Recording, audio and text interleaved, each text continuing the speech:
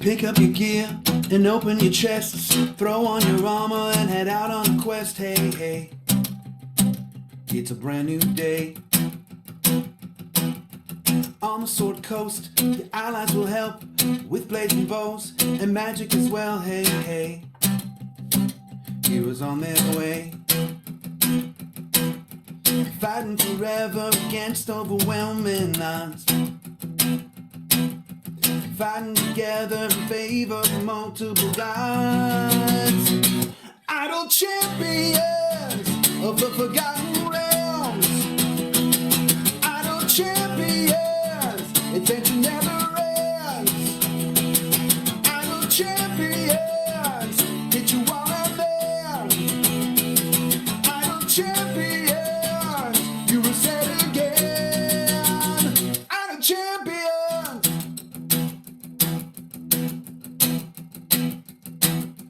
From Waterdeep to Icewind Dale, head out to Chull or Shadowfell. Hey, hey, together we stay.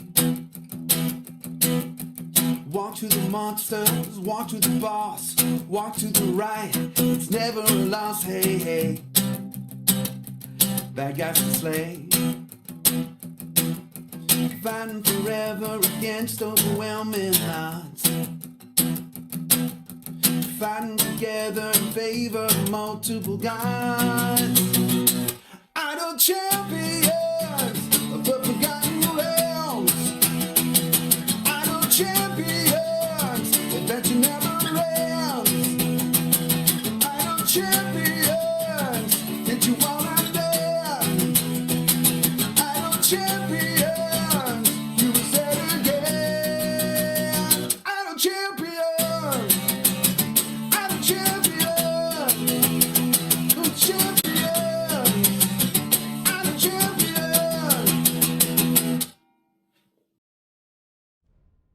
Hello everybody, it's Saturday if you're watching this live, and that means it's time for Gaarawarr's Guide, the tutorial show. I am here to tutorialize all over you. Wait. No, we're talking about stuff today. Today's going to be Champions of Renown Year 6 pack. They release one of these every year. You know, after a year has finished, they take a look back. They grab 5 champions that they think people are like, oh, this is a good combination of champions that people could start out the game with, and they throw down a pack. So we're going to talk about that. Since it's now year 7, so the 6-pack has came out. 6-pack, yeah, I like it. The 6-pack's out, and we're going to talk about them today. With me, as always, is Gabe. Gabe's going to be grabbing your questions from chat, because the way this show works is I talk for like an hour, and then the second hour I answer the questions. But you can ask the questions at any time, and Gabe then grabs them from chat. Just follow the instructions you see in chat or down there where you put question colon in front of the question. That means it's for me and not just for random people in chat. And Gabe will grab it, and then I will get to it in the second half of the show. Second half of the show, so we're just going to dive right on in. Right now, it's almost like maybe they set it up this way. It's recommended, the Champions of Renown Year 6 All-Star Pack, right here, right now. The way these works is they come with 5 champions. One of those champions gets a unique skin. All the champions, as you can see here at Strongheart, all the champions get a pack of 16 gold chests for them, with 2 of them being guaranteed shinies, which is nice. Just, you know, that means 2 of your items are going to get gilded out of all of this. This should definitely put you, give you a couple epics and a couple shinies, and you can go from there. So lots of stuff out of all of this. So this pack is going to include obviously Lae'zel. And down here it's going to tell you, like, who else do you have in that bench seat? Well, I have everyone. I have everyone. Lae'zel, Strongheart, Antrius, Miria, and Fen. So nice assortment of champions. And again, you're going to get the same 16 gold chests with 2 shinies in each of them for everybody. Strongheart gets this seasonal Strongheart skin, which now isn't going to make a whole lot of sense. As we've just found out, they're kind of putting seasons on hold. which means at some point Strongheart might get a rework. But look, I love the beanie. I kind of want a beanie like this with the wings. It's kind of great. So yeah, these are good packs for like this one. Actually, these are 5 solid champions. Some did early on. It was like are all 5 of them good, but these 5 are solid. They're going to be useful for just about everybody. So if you are new to the game and you want to invest in the game, it is a free to play, but you would like to invest some money and support the game. This pack's pretty solid. This pack's pretty solid. We're going to go all the way out. I already got them all in my formation. We're going to go over all 5 of these. They aren't necessarily... Now, in a pack like this doesn't mean they were designed to work together. So each of these is going to have potentially unique functionalities. They're going to come from potentially different groups. But these are all currently all strong champions in the game. All right. I guess, we're going to start in the back. We're going to start in the back for reasons. Let's start with Miria. Okay, Miria comes to us, it says no affiliation, but the interesting thing about Miria is she arrived via Idle Champions Presents, the TTRPG live show, played by Mark Sherlock Humes. So Miria was literally created just for that show and for Idle Champions.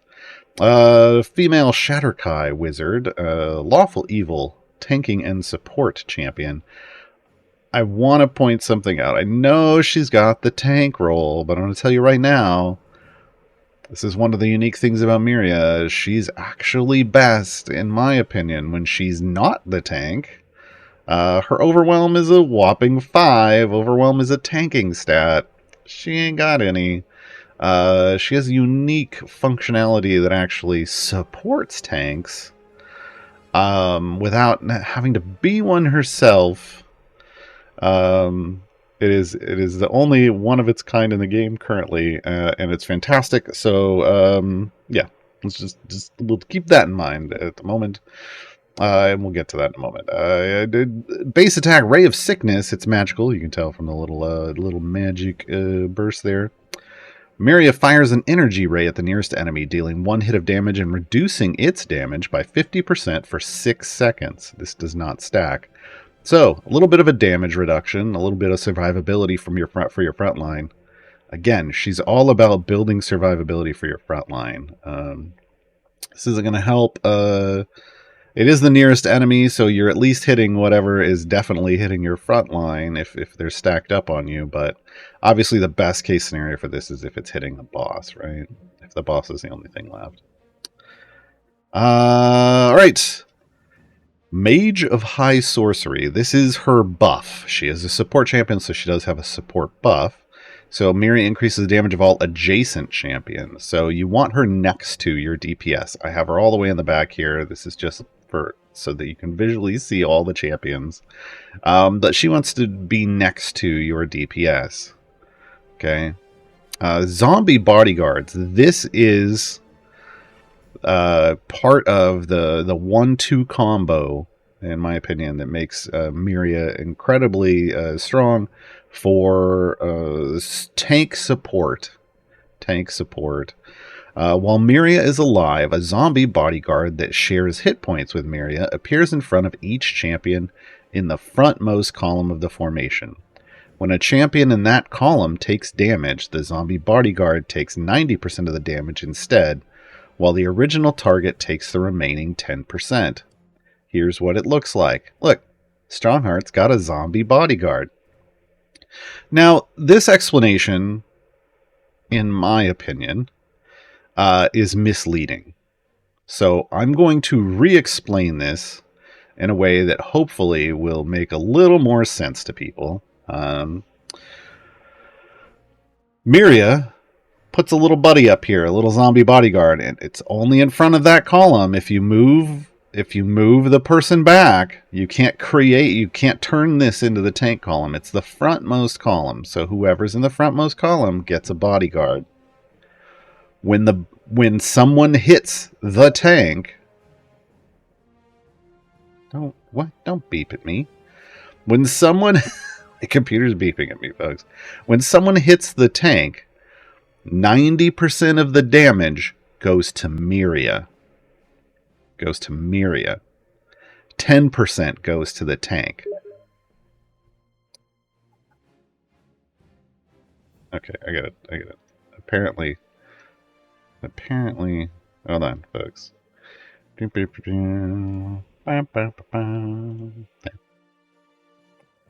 Okay, that should stop happening. I can't have my computer beeping at me.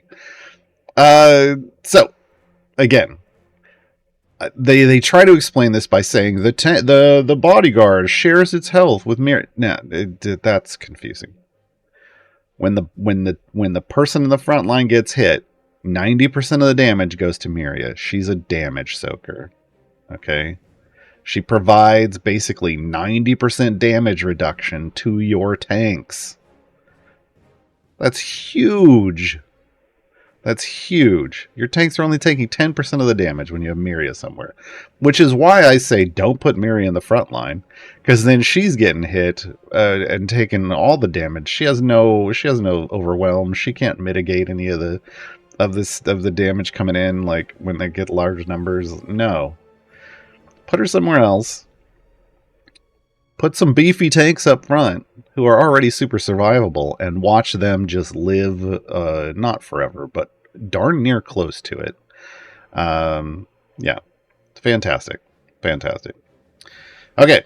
Soul Cage. When an enemy is defeated, Miria can capture its soul and gain a Soul Cage stack. Her maximum number of Soul Cage stacks is 1 for every 20 areas completed in the current adventure, rounded up. So right now, we're 33 areas in. We're going to have 2 stacks, right? So basically, you start with 1. And then once you go another 20, once you go to get to area 21, then you've got 2. And 41, you've got 3, right? Keeps going up. Miria increases the damage bonus of Mage of High Sorcery by 25% for each Soul Cage stack she has, stacking multiplicatively. That's the good way. This means the further you're able to push into an adventure, the stronger her buff is going to get. Now again, she provides 90% damage reduction for your tanks, which means you're going to have a good chance to push a lot further than you ever have, because your tanks are going to be able to stay alive a lot longer. A lot longer. And the further you go, the more she's going to buff you, which is going to allow you to keep pushing, right? All right, specialization paths. We've got methodical, intellectual, or independent. Now, the thing here is they function the same. They are all multiplicatively stacking. You want to pick the one. Once you have your full formation in, you want to pick the one with the biggest number. So what it is, it's they all buff Mage of High Sorcery, so that's her damage buff. They all buff it for the same amount, but it's based off either lawful champions in the formation, int score of 15 plus champions in the formation, or unaffiliated champions in the formation. So again, you're going to look down here. This is one of those cases where you can just look down here at the number they gave you and go, yep, I want the high one. All right, and it's multiplicatively stacking, so you definitely want the biggest number. You want the biggest number. Oh, hey, a soft cap. Okay. Let's move this train on forward so you get some more Soul Cage stacks. All right, so here's the second punch. So the first punch is the zombie bodyguards. The second punch is clone. Because I bet you were going, wait a minute. If Miria is taking 90% of the damage, isn't she just gonna die real fast? Like, she's just straight up taking it all. She doesn't have any of the overwhelm, nothing, right? Like, she's just taking damage. Clone. Miria maintains a stash of clones in her inner sanctum with a count equal to her Soul Cage stacks. So again, the further you go, the more clones she's going to have. If Miria is defeated, a clone immediately appears and takes her place at full health. This does not reduce the number of Soul Cage stacks she has. It does reduce the number of clones she has, right? Her stash of clones are regenerated when the party changes areas, so you have a fixed number of clones each area. Once you complete an area, She gets all her clones back. For each clone summoned in the current area, the effective Mage of High Sorcery is increased by 25%, stacking multiplicatively. So she has 2 separate buffs for Mage of High Sorcery that stack multiplicatively, and they all somewhat function off the same number, and that's the number of Soul Cage stacks she has. Because she has Soul Cage stacks and she has clones. Soul Cage stacks, it's just how far do you go, you straight up pure buff. The clone version, though, is every time you use a clone. So the more damage she's taking, the more time she dies in an area, the more she buffs you.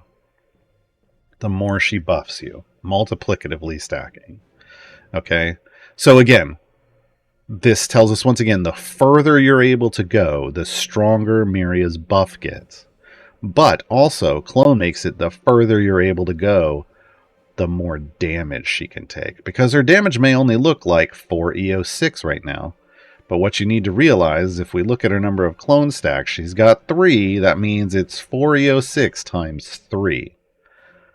And unlike a regular tank, this effectively makes her like a hit-based tank in a way.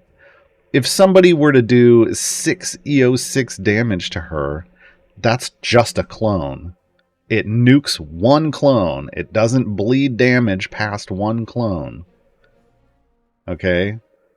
So you effectively, even if you're doing way more damage than her life is, you have to hit her a number of times equal to the number of her clones before she dies for good. So it is a wild, unique kind of ability, and it's what makes her, in my opinion, a great tank support. Like, not in the tank line, just sit in the back and keep those tanks alive for a very long time. You can use her as a tank. You can put her up front. Just know she has no overwhelm. So she's just going to be popping clones with every attack.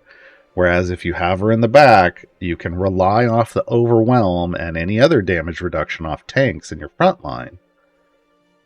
And she'll actually soak up damage and keep them alive even longer. She is what allows people, is one of the things that can allow people to push like into the 1900s, the 1800s, 1900s, effectively all the way up to about 1950. Once you go over to area 1951, there's a damage scaling on enemies that just if they hit someone, you die. That's just kind of the way it works back then. The only one that cannot die from that is Miria, because again, she effectively has a bunch of segmented health, and you've got to chew through it. Except it functions a little differently than segmented health, because you actually have to work your way through her health bar.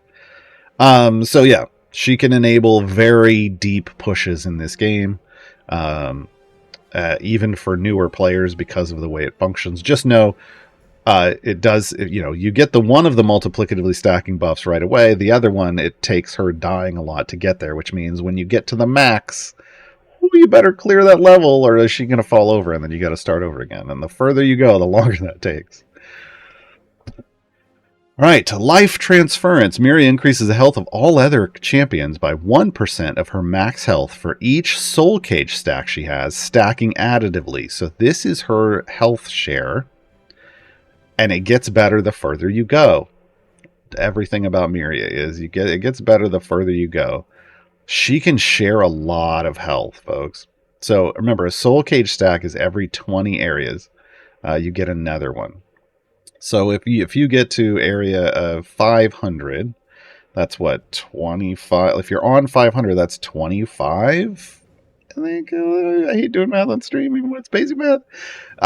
Soul cage stacks, which means you're sharing 25% of her health.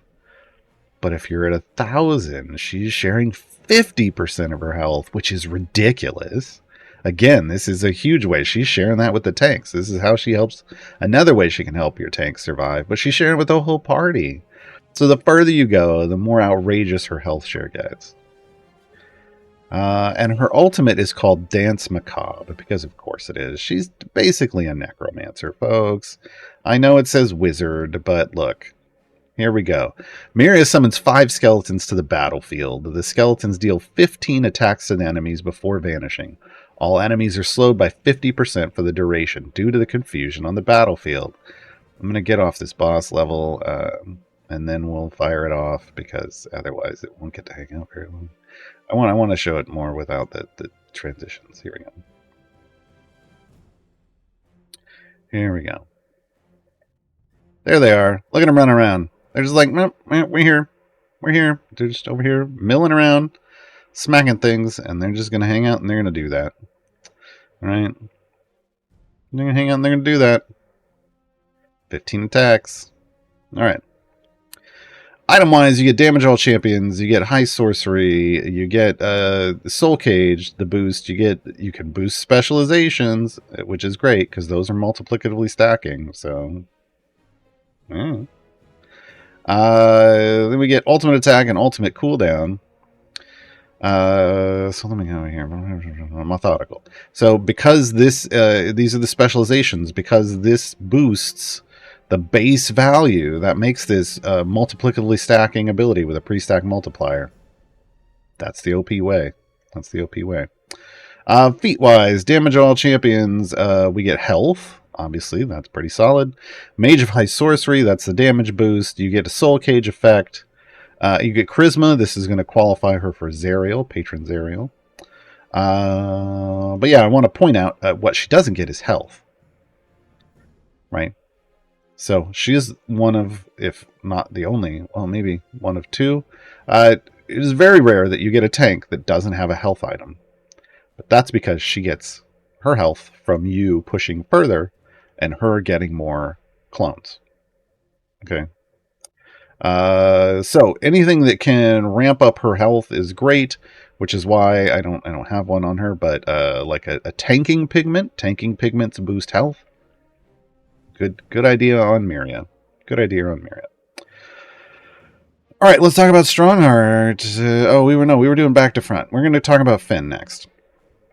Finn joins us from the Black Dice Society. Female Dampier elf. That's a drow elf. I don't even put just Dampier drow and then put elf in parentheses.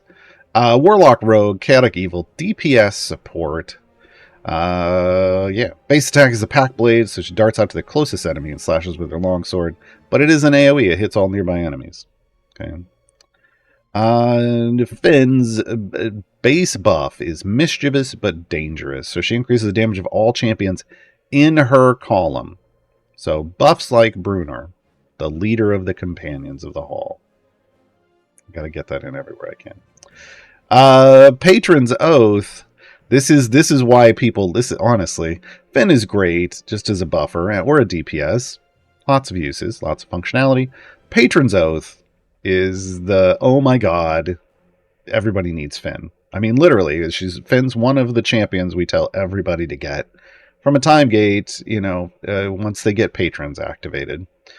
While Finn is in the formation and you are in a patron variant or free play, patron challenge progress made by her party is increased by, hold on, I gotta get the feed out of the way, is increased by 100%.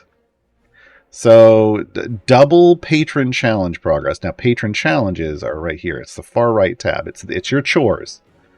She gets you double credit on your chores.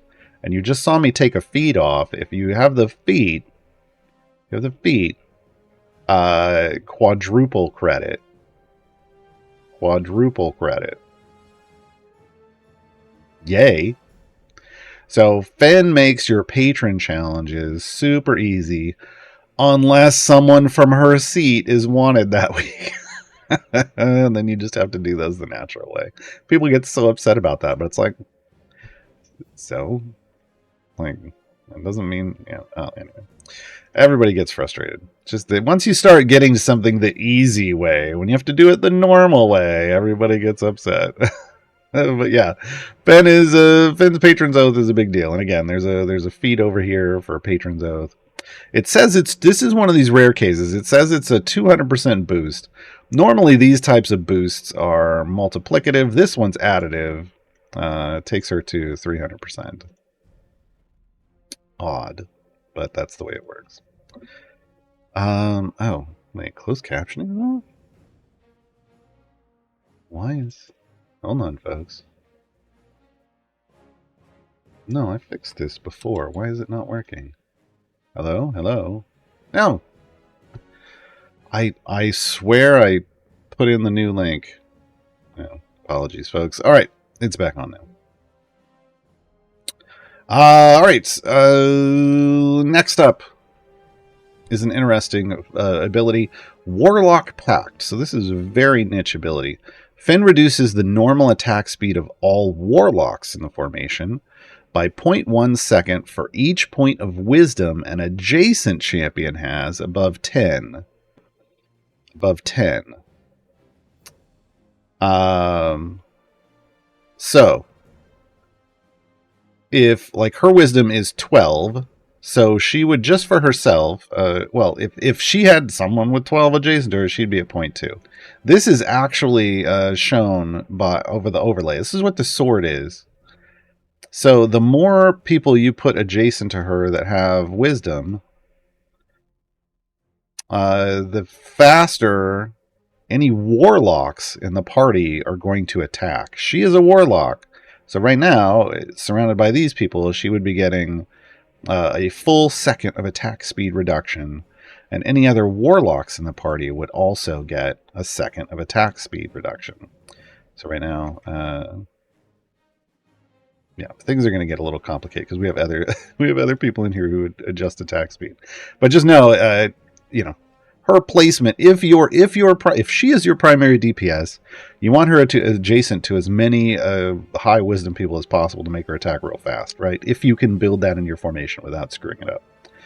If your DPS, if she's your support and your DPS is a warlock, then you want to make sure that that she also is next to as many high wisdom people as possible. If your DPS that you're supporting is not a warlock, it doesn't matter. As much, I should say. We're going to get to another feature here in a moment that still makes it nice to have attack speed, at least for her. And that's her specialization path. So, we have Shadows of the Underdark, we have Curse of the Dampier. Curse of the Dampier is just straight up her damage spec. Let's just make this easy. So, she embraces her Dampier heritage and increases her own damage by a lot. If you're going DPS Finn, you want Curse of the Dampier. 99% of the cases. Shadows in the Underdark, though, is her, as I see it, as her support spec. There are times where you might use it as DPS, but only if you know you have far more damage than you need for armor and segmented health reasons. But Shadows in the Underdark, she imbues her blade with an eldritch energy, increasing the effect of mischievous but dangerous, so increasing her buff to everybody else, and causing her normal attacks to deal an additional 5 seconds of base damage with each hit. So, if you take Shadows in the Underdark and she is not your DPS, she becomes your secondary DPS. These are the rare cases when you can have a secondary DPS in the game. And it isn't based off trying to buff them. It's just you still focus all your buffs on your primary DPS. That primary DPS sets your bud, and then Finn gets to do damage based off that. Okay? It's fantastic. And a reason why she would want to have high attack speed, even when she's not the primary DPS, because it means she could hit segmented health enemies or armored enemy, hit-based or armored enemies. Those are all segmented health. Hit-based or armored enemies more often, thus chunking them for more of their health, right? So keep that in mind. I don't know. We'll just go. We don't really have a DPS that I care about in this formation. We're not building an actual formation, so we'll put her in support spec. All right. Okay, there we go. I've got you, friends. So Finn increases the effect of mischievous but dangerous by 100% for each champion in the formation that is either a Black Dice Society affiliation member or has wisdom of 15 plus, and this stacks multiplicatively. So this is her multiplicatively stacking ability. I don't believe it'll tell us over here. No, it's post-stack multiplier. It says down here. So even though it has item support, it's not the OP way. It's still a good way, though. So this is her affiliation functionality, but it's also, points her towards high wisdom folks, which, again, a lot of high wisdom folks are going to make her and any other warlocks attack very fast. So it builds into itself. And that's everything. Let's talk about her ultimate. It is her form of dread. She transforms into her dread form. She sprouts wings, leaps into the air, and charges directly across the area, dealing 1 hit of ultimate damage to all enemies she passes and knocking them back a short distance. So she is going to damage everything on the screen and do a knockback. This is what it looks like.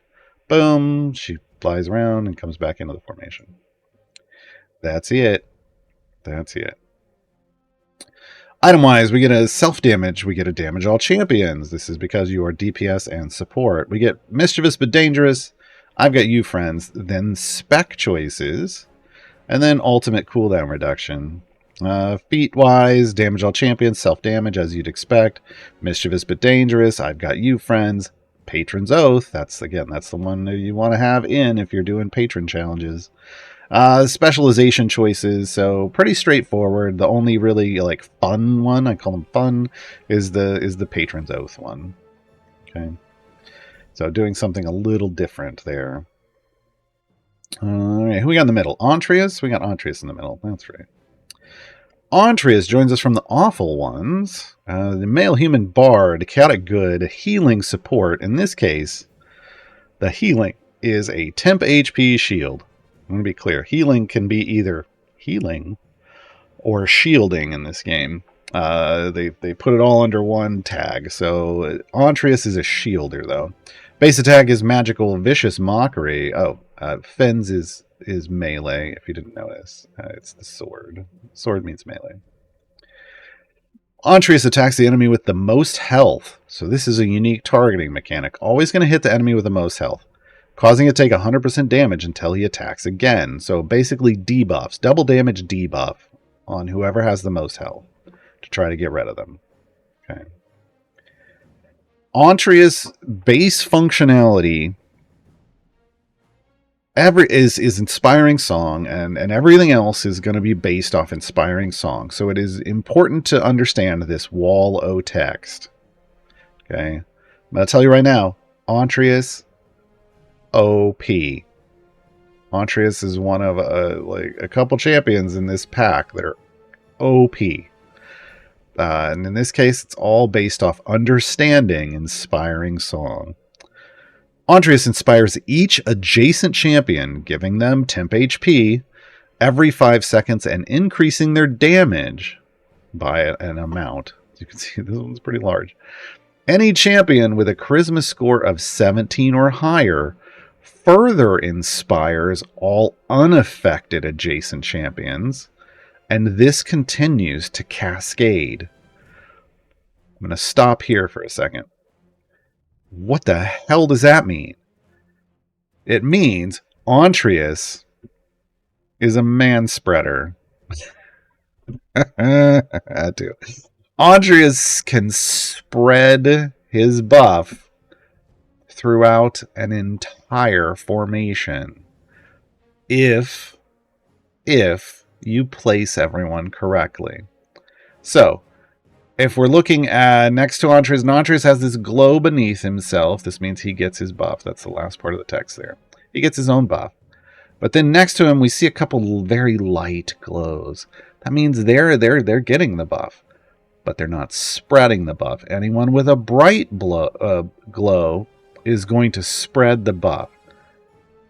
Strongheart here, see, has as bright a glow as Antrius. That means I could move Lae'zel up here. Lae'zel still now getting the buff, because Antrius gave it to Strongheart, who has a high enough stat score to then pass it on. Okay, so when you're building out your formations with Antrius, it is incredibly important, for reasons we're going to get to in another ability, that you build a formation that can spread the buff to as many people as possible. Ideally, you want it on everyone. Okay, and we'll get to that, though. But, so, Antrius' song is so inspiring that he also inspires himself. The total shield amount on each champion is limited to 10 times the champion's max health. That doesn't mean it's going to get there. People get confused on this. The value is up here.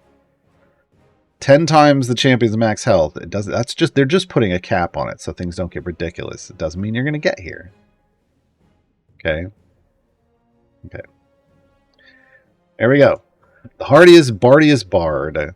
Antrius increases Inspiring Song's temp HP bonus by 100% for each champion affected by it, stacking additively. So the shield, the more people you hit with his song, the more people glowing in the formation, the bigger the shield gets.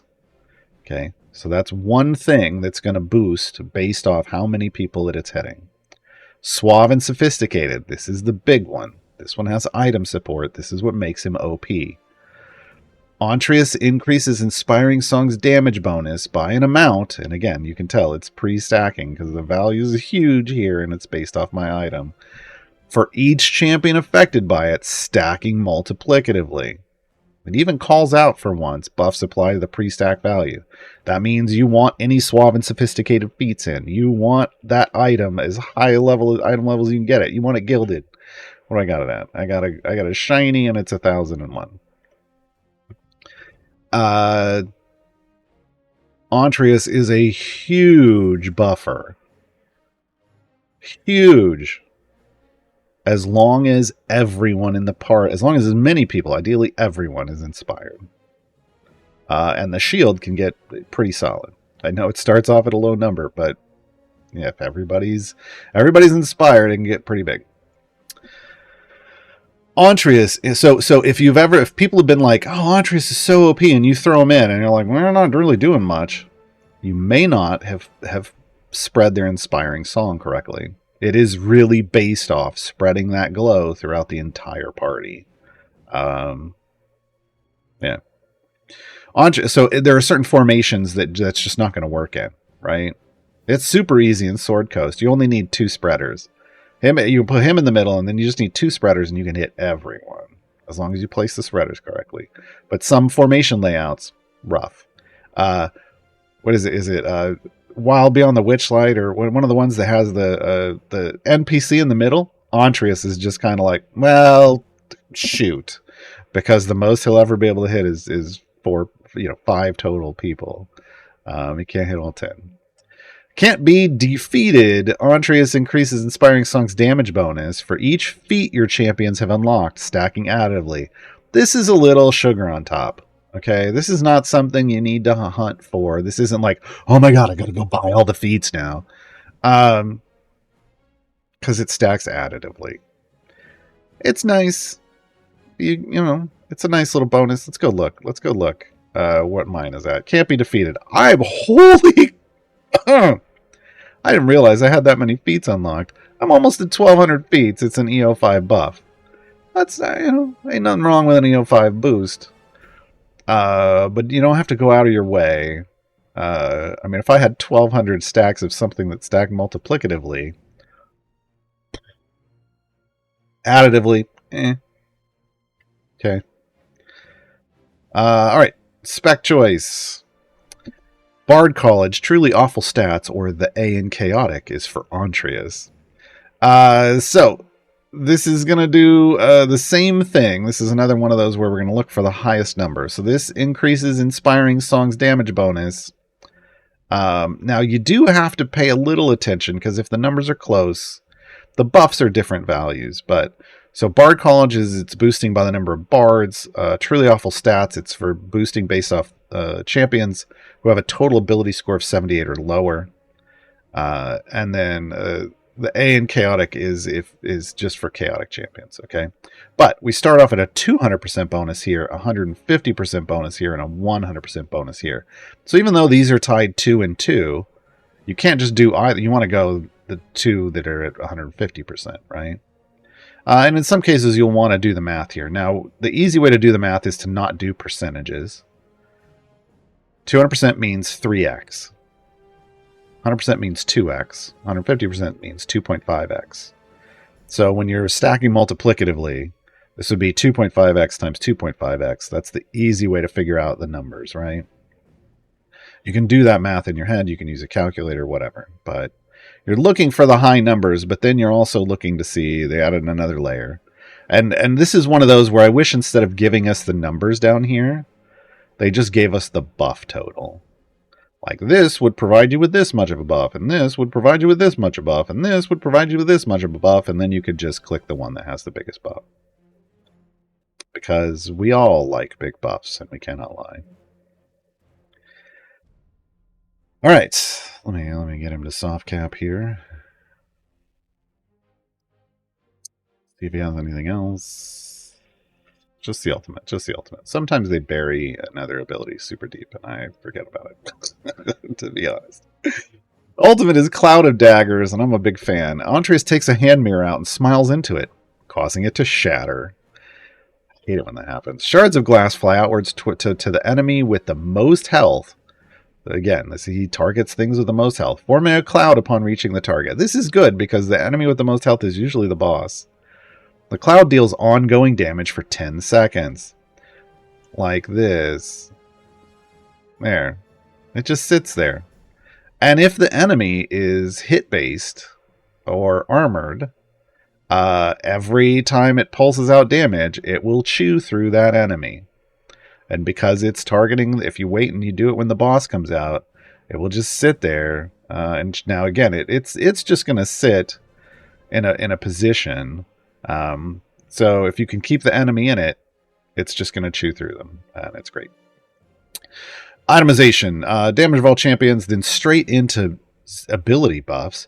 You can buff Inspiring Song. You can buff Suave and Sophisticated. Again, that's the big one.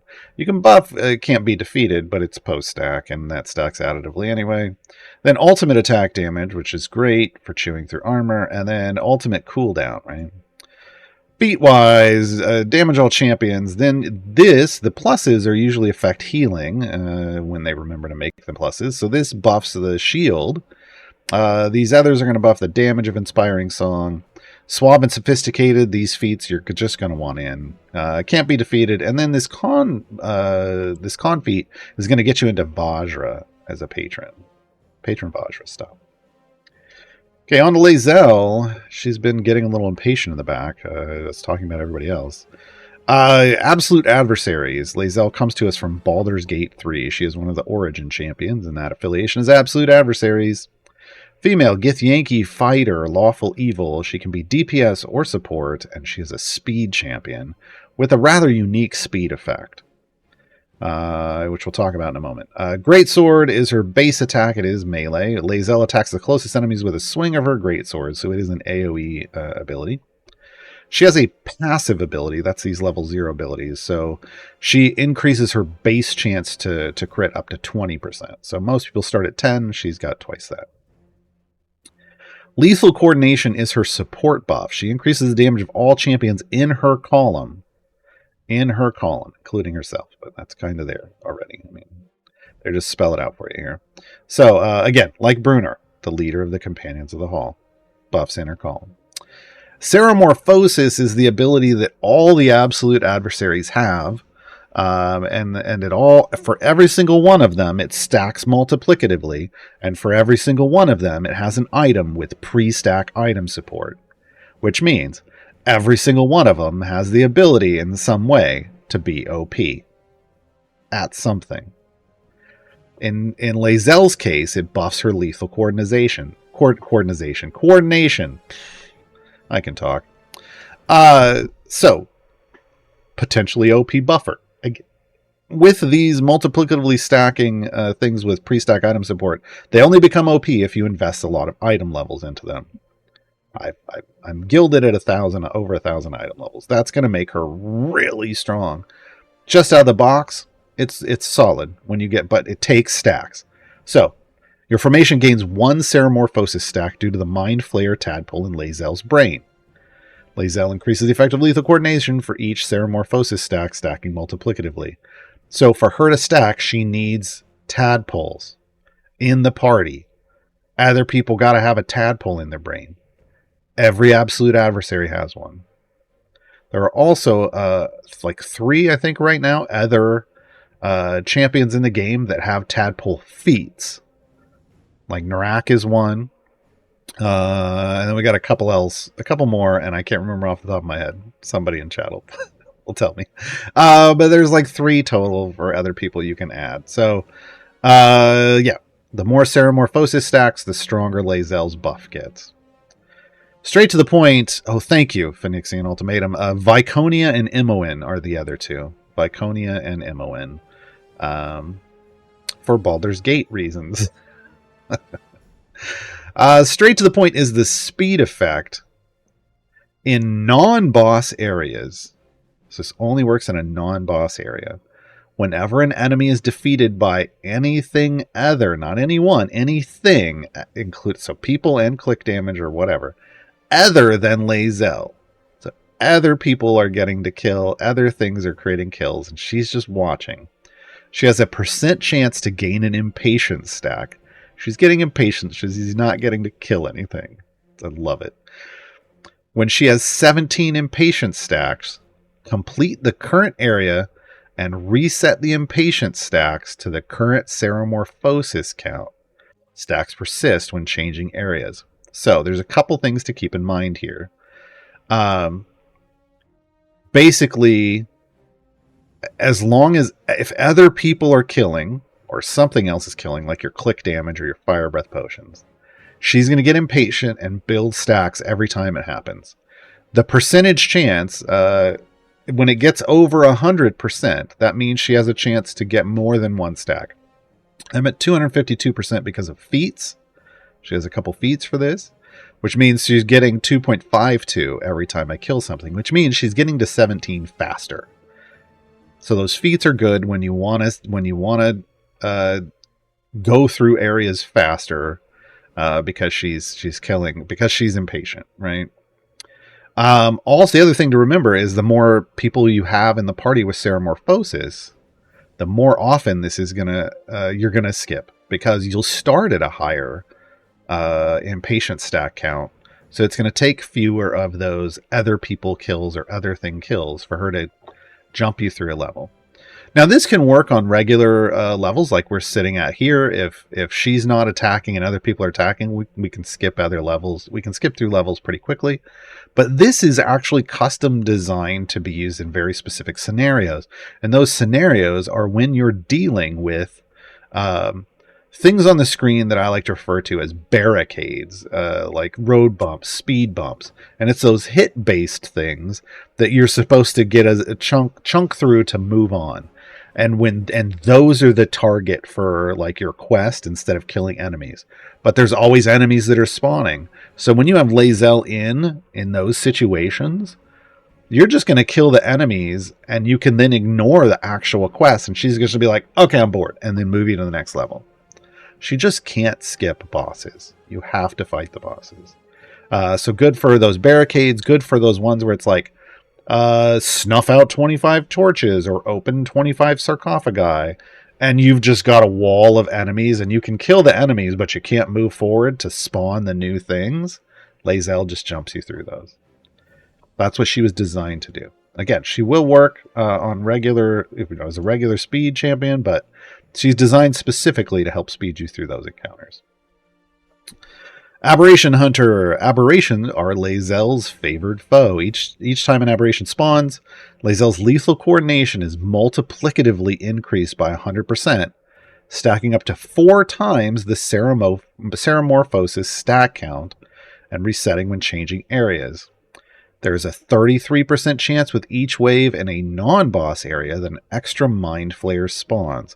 So this is a damage boost, multiplicatively stacking damage boost while you're sitting on a non-boss area. Okay, if you're on an area with lots of aberrations, this is going to stack up quickly. If you're just having her do it, it will stack up eventually, as long as you're waiting around until enough of them spawn. So it's 4 times your Ceramorphosis stack count. We only have 1 of those stacks right now, so the cap is going to be 4 here, which is not great. But 100% is a solid number to base a multiplicative stack on. And with a lot of tadpoles in your party, it's good, and it's going to be pretty nice. It's going to be pretty nice.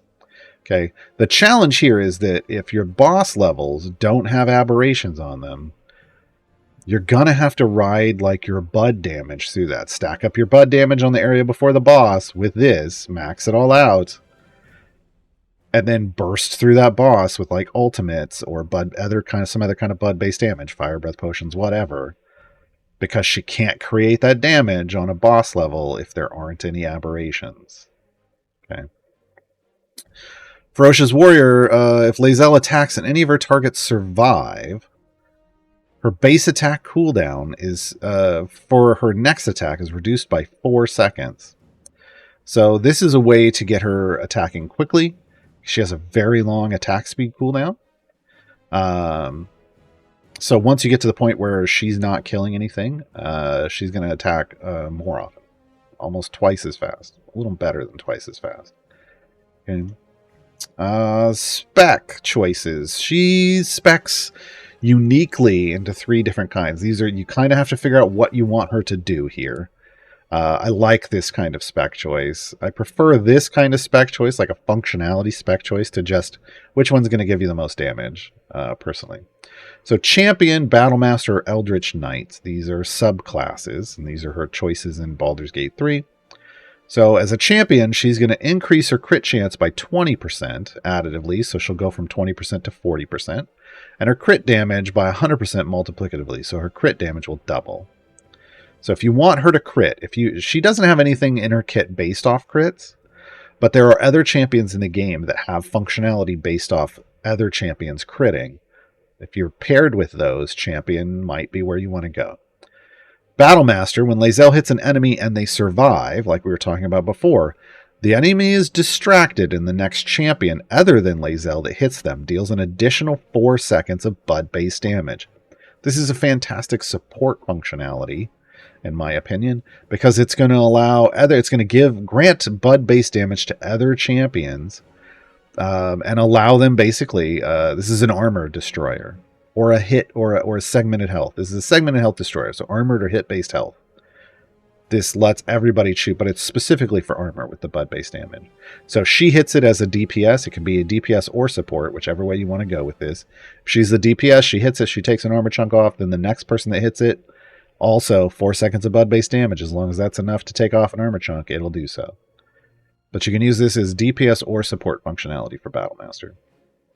Eldritch Knight feels more DPS based. So Lae'zel now casts Magic Missile immediately after attacking with her greatsword, firing a missile at 3 random targets.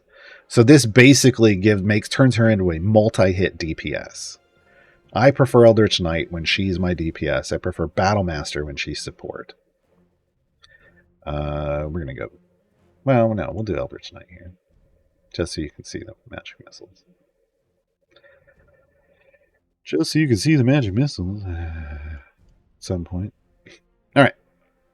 Did I do? Yes, I did that. Okay, and then her ultimate. Nothing else, nothing else. Good. Ultimate is Psionic Leap. Lae'zel psionically leaps into the enemies and attacks with Psionic Shockwave, stunning them all for a short duration. Here we go. Boom.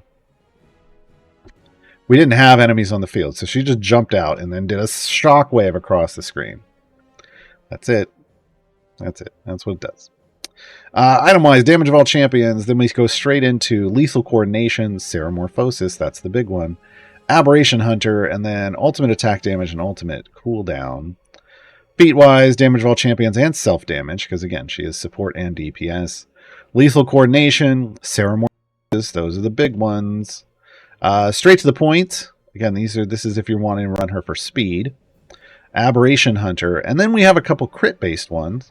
Battle Expertise actually buffs crit chance, so if you take her spec, which is 10%, or which is 20%, that takes her to 40. This adds 10, that takes her to 50, so she would crit half the time, on average, right?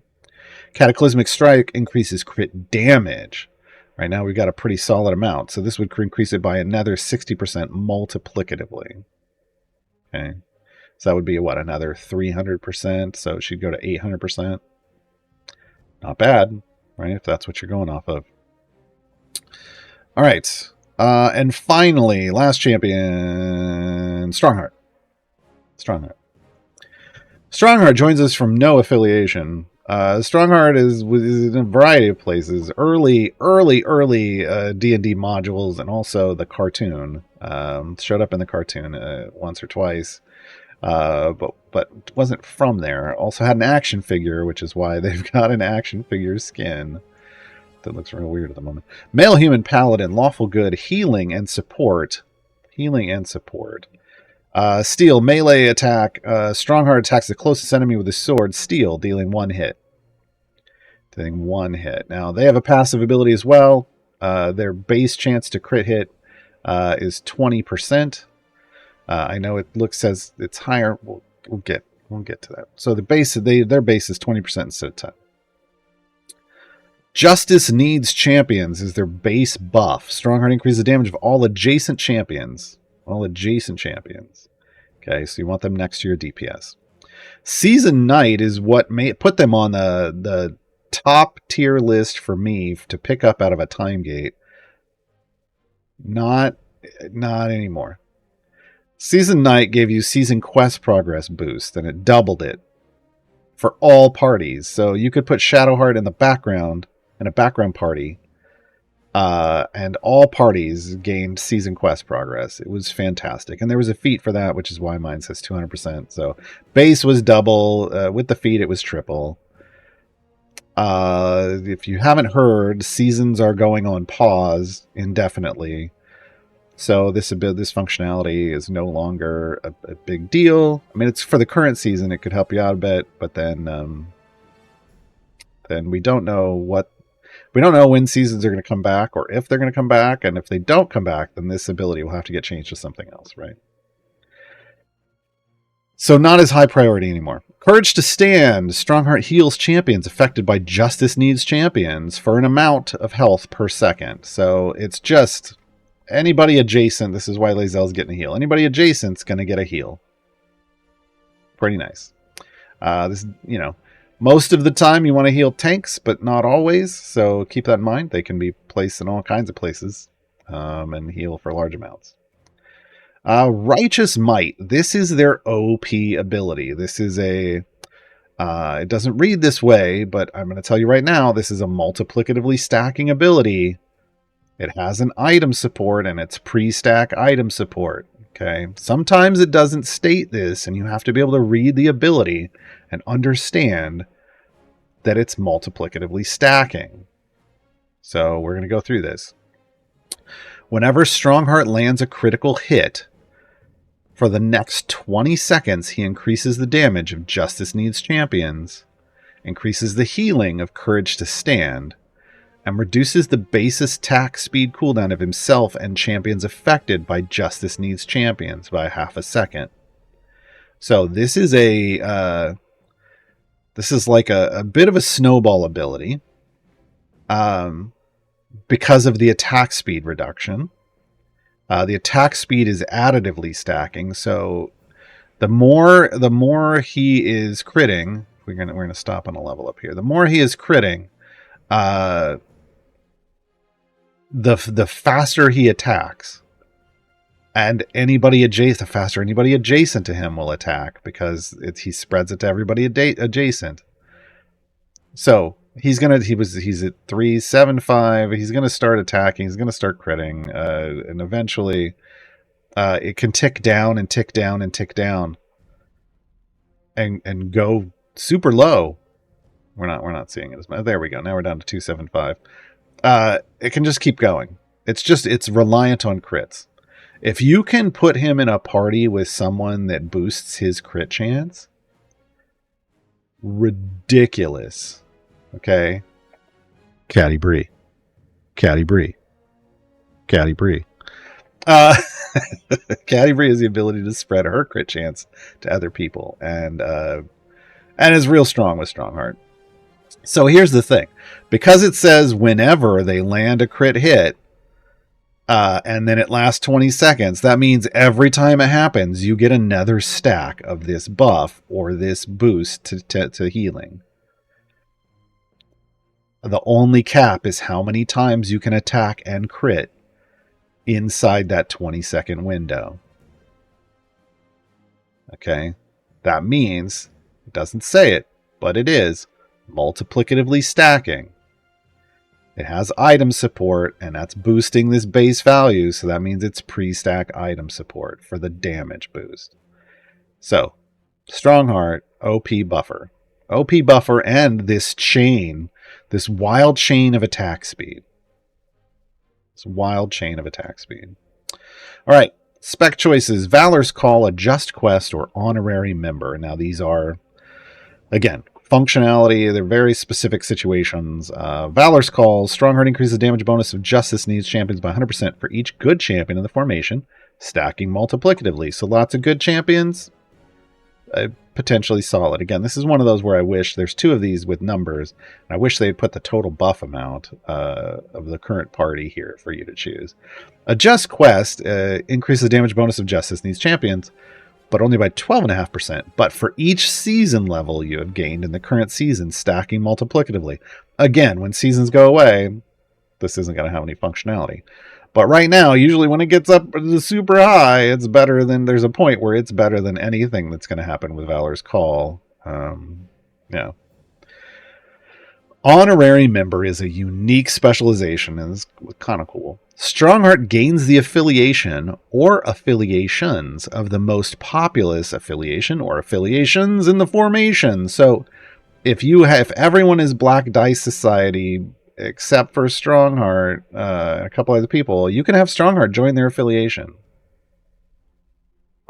If you have two affiliations with like 4 champions each, Strongheart will join both. Now, whether that's good for you or not depends on if those affiliations have some kind of affiliation bonus based off the number of members. If it is, you just bumped that number up by 1, right? This also increases the damage bonus of Justice Needs champions by 100% for each champion from the affiliation or affiliations, stacking multiplicatively. So again, you have like either one large affiliation or 2 medium-sized affiliations and they tie, you get multiplicatively stacking stuff going on with Honorary Member. Okay, we're going to go with that one right now. So super neat. You can just basically like, hi, I'm a part of you now. I want to join your group. And he does, just through sheer force of will. All right, ultimate ability. Where's it at? So here. Command Yield. Strongheart moves forward and commands the enemy with the most health to yield, stunning it for 6 seconds. This is a targeted stun. On boss levels, it's usually the boss. While it is stunned, all attacks against the enemy deal an additional 15 seconds worth of Bud. Look, folks, Bud is your base ultimate damage, and it's literally your damage per second. So the amount of damage, it's your biggest hit divided by your attack speed. Well, nobody's attack speed is 15. As we see here, Lae'zel setting Bud at 475. 15 seconds of attack means everyone's going to hit 3 times harder than whatever Lae'zel's biggest hit was while the enemy's stunned for 6 seconds. So you're going to get a 6 second window where everybody just lays on damage on the boss. And it can't do anything. It's fantastic. Great for armor, chunking through armor. All right. Over here. Item-wise, we get damage all champions. We get Justice Needs champions, Courage to Stand, Righteous Might. Again, that's the good one. That's the OP one. Specializations, which, yeah. And ultimate cooldown. The specializations, it boosts post stack, but the specializations are multiplicatively stacking. Ultimate attack cooldown, which is great. Damage all champions feats, Justice Needs champions feats. There's that season night feat, which is only useful for a short time now. Righteous Might, yes please, because that's the good one. Specializations, we've got a Constitution feat, that's Vajra. Intelligence, that's Strahd, so these qualify you for them. We can addedly increase crit chance by 5%, or we can increase it by 10. That's the one I have in right now. That's what gets me to 30. So I could get to 35 on my own if I wanted. So 1 in 3 attacks, potentially gonna trigger Righteous Might, right? Stunning riposte. So these are the kinds of the fun feats, right? When Strongheart scores a crit, the target is stunned for 2 seconds. That's cool. There are some champions in this game that buff themselves based off crowd control effects. And if you were like Lucius, if you were in a formation with Lucius supporting Lucius, stunning riposte, probably a good idea, right? All right, folks, those are the 5 champions in the Champions of Renown Year 6 All-Star Pack. The 6-pack. The 6-pack. We do have 8 questions stacked up. Wow. That's it, folks? Come on. There are going to be some questions in chat with question : in front of them. Gabe will grab them and throw them over here. So when I come back from this musical interlude, I can start answering all your questions. What song are we listening to? We don't have songs for any of these champions. I think this is I'm a Mimic. We're about to find out. I'm a chair, I'm a table, I'm a treasure chest. Come a little closer. I'm a simple object just like all the rest. Lean a little closer. I'm your favorite jewel, come on, pick me up. Reach a little closer, you know I'm just the thing that you love. I'm a mimic. Nice to meet you. You'll never see the light of day. I'm a mimic. Pleased to eat you. Can't help it, I was born this way. I'm a mimic. Have to keep you, 'cause now you're here to stay. I'm a mimic. Had to cheat you. There was no treasure running away. And now your prize has turned you into prey. I'm a bed, I'm a ball, I'm a door on the wall. Step a little closer. I can imitate, impersonate, or copy it all to get you even closer. Once you pick me up, you're never putting me down. Stick to you like sovereign blue and always be around. I'm a mimic. Nice to meet you.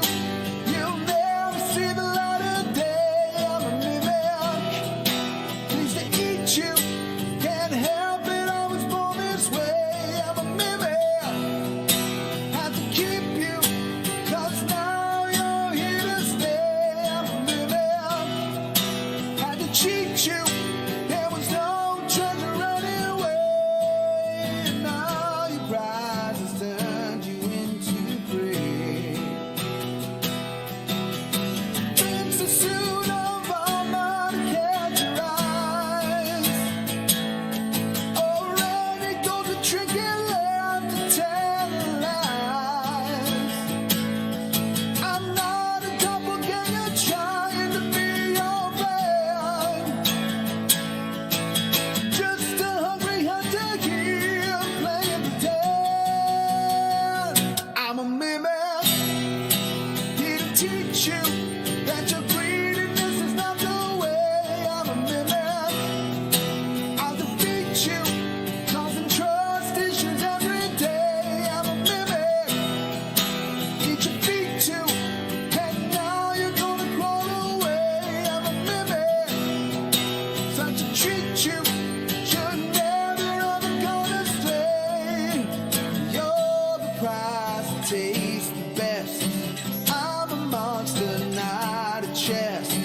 No, there was no treasure anyway.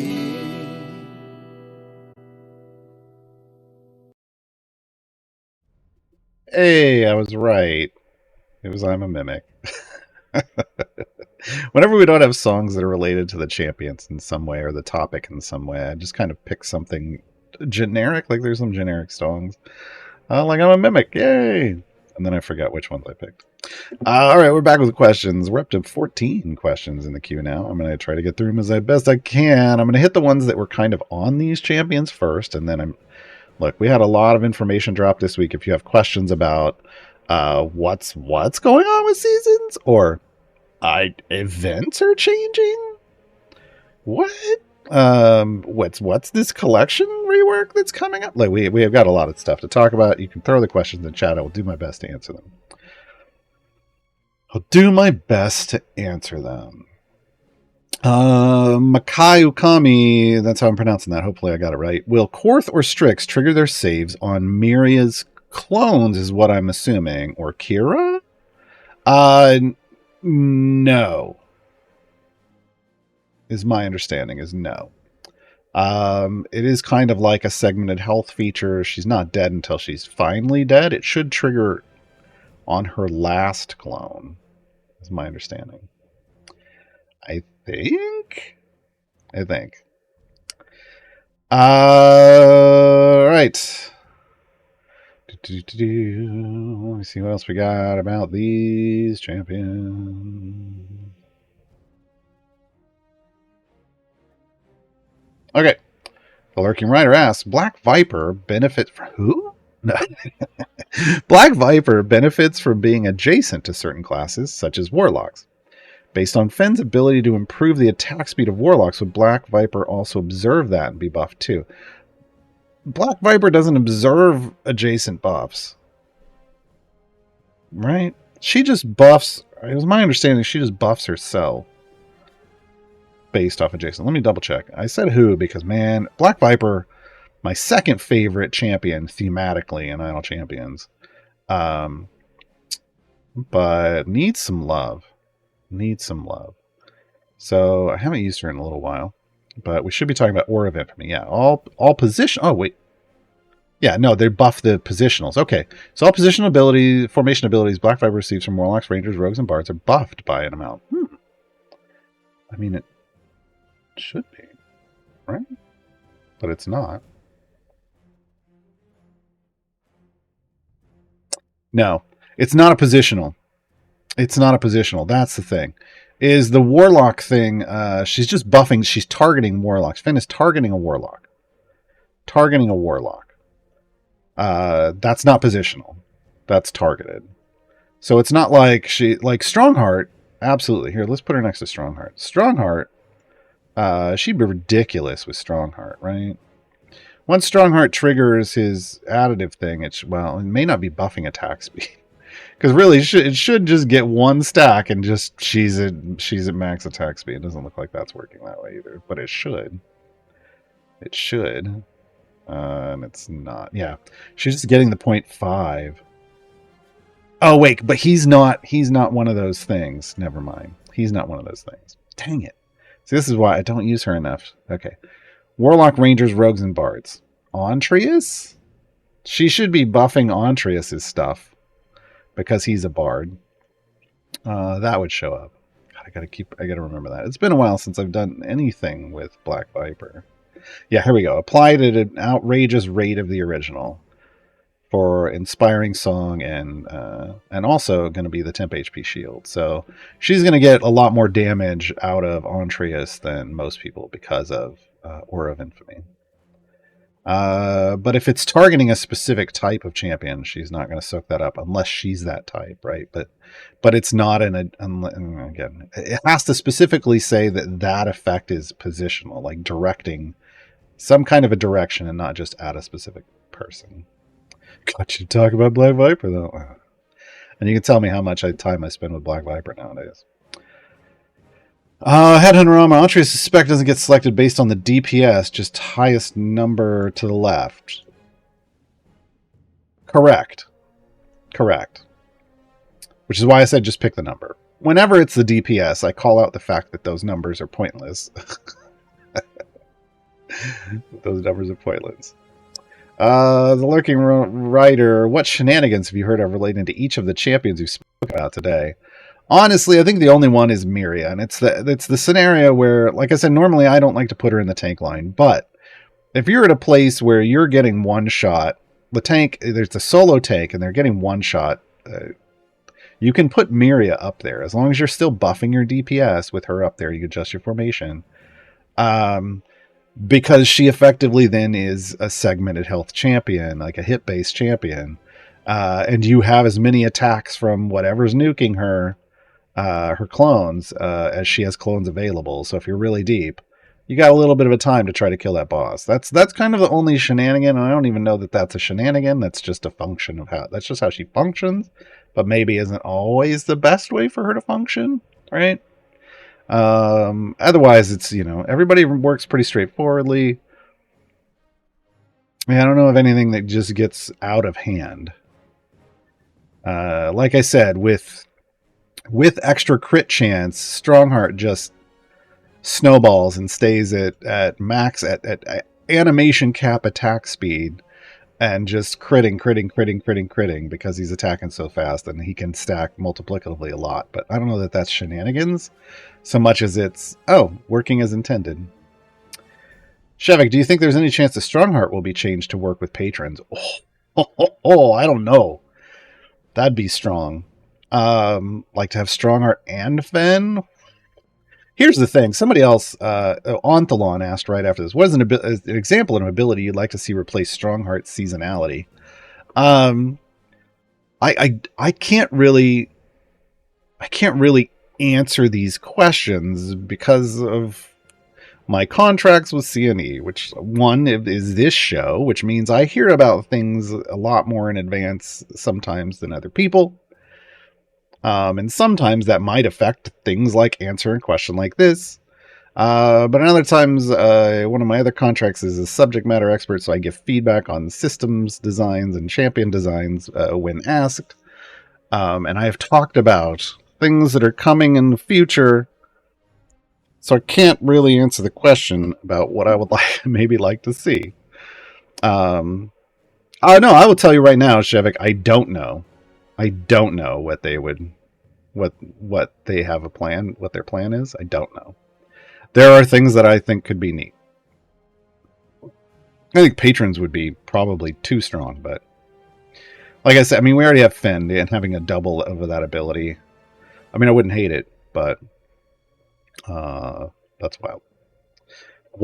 Lurking Rider, Antrius has an ability relating to feats. In your opinion, what's the most useful feat for these 5 champions?